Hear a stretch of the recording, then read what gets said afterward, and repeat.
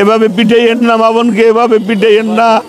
আমার মারেন, আমাকে মারেন, আমার মৃত্যুকে উঠিলে শাহবাগ মোড়ে ওখানে পুলিশ আমাদের থামিয়ে দেয়, টর্চারিং করে, টিয়ার সেল, ঠান্ডা পানি দমকল দিয়ে সরাসরি আমার শরীরের উপর মানে আমার দুজন মা বোন আমার চোখের সামনে পারাচ্ছে, পুলিশে লাঠি আঘাত করছে। তখন আমি বলছি, দেখেন আপনারাও তো কোনো না কোনো মায়ের সন্তান, এভাবে পিটাইয়েন না, মা বোনকে এভাবে পিটাইয়েন না। আমার মারেন, আমাকে মারেন, আমার মৃত্যুকে উচিলা করে যদি ইবতেদায়ী মাদ্রাসা জাতীয়করণ করা হয় তাহলে আপনারা মেরে ফেলুন। এই মুখ আর দেখাইতে পারবো না। 2001 সালে থেকে নিয়োগপ্রাপ্ত হয়ে 18 বার এইখানে এসেছি খোলা আকাশের নিচে। 2020 সালে 24টা রাত্র এখানে অতিবাহিত করেছি।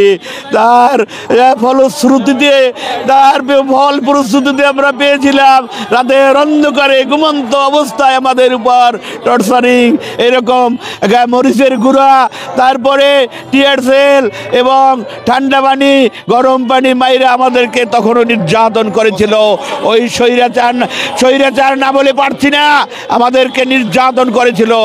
দীপমণি বলেছিল আপনাদের আর কাঁদতে হবে না, এইভাবে বলে আমাদেরকে আশ্বাস দিয়েছিল এখন থেকে আমরা কানবো। কই কোথায় তারা? কই কিছুই করেনি। আমরা 8 দিন যাবৎ বর্তমান সরকারের মাননীয় প্রধান উপদেষ্টার কাছে আমরা আবেদন করে যাচ্ছি। এর আগেও আগে যখন তারা 19 দিন যাবৎ তাদের বয়স তখন একবার এসেছিলাম, তখন আমাদেরকে বলেছে 8 দিন থেকে গেছি, তখন আমাদেরকে বলেছিল, আশ্বাস দিয়েছিল আমরা একটু বসতে দিন, আমরা আপনাদের জন্য অবশ্যই বলবো, কিছুটা করবো। হায় কেউ তো 8 দিন পর্যন্ত একটা লোক আসলো না। আমরা কি মানুষ না গরু? যেই দেশের বিদেশীয় রোহিঙ্গাদের স্থান হয় সেই দেশে এই দেশের সন্তান কেন আমাদের একটু মুঠো ভাতের জন্য মানুষ গড়ার কারিগরকে রাস্তায় ফেলে কেন অবহেলিত রেখে তারা কেন এইভাবে বিলাসবহুল জীবন যাপন করছে? একটা টাকা কেন পাচ্ছি না? একই পরিপত্রে 1984 অর্ডিন্যান্স কাগজে প্রাথমিক বিদ্যালয় রেজিস্ট্রারগুলো 2013 সালে 26,193টি প্রতিষ্ঠান জাতীয়করণ হয়। একটা মাদ্রাসা কেন জাতীয়করণ করা হয়নি? আমার দাবি, আল্লাহ তুই দেখ, মাজলুমের দোয়া কবুল করো আল্লাহ, মুসাফিরের দোয়া কবুল কর আল্লাহ। All world, our help me, all world, all this, all country, our help. I torture the police Bangladesh, I torture promotion, punishment, cold water, the winter season. এখানে শিক্ষকতা করেছিল, তারাও তো 500 টাকা বেতন পায়।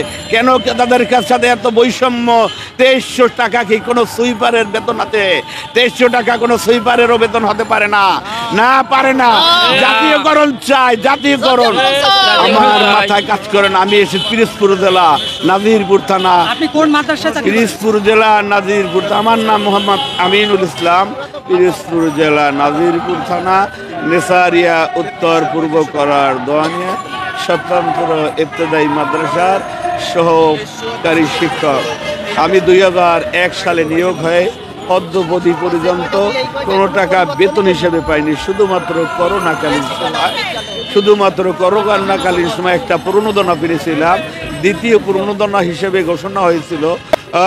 সরকার, প্রধানমন্ত্রী শেখ হাসিনা নিজেই বলেছিলেন 70 কোটি টাকা স্বতন্ত্র ইবতেদায়ী মাদ্রাসার জন্য বরাদ্দ করা হয়েছে, কিন্তু পরিতাপের বিষয় সেই প্রণোদনার একটা টাকাও আমরা কোনো শিক্ষক পাইনি। কোথায় গেছে সেই টাকা আমরা জানি না।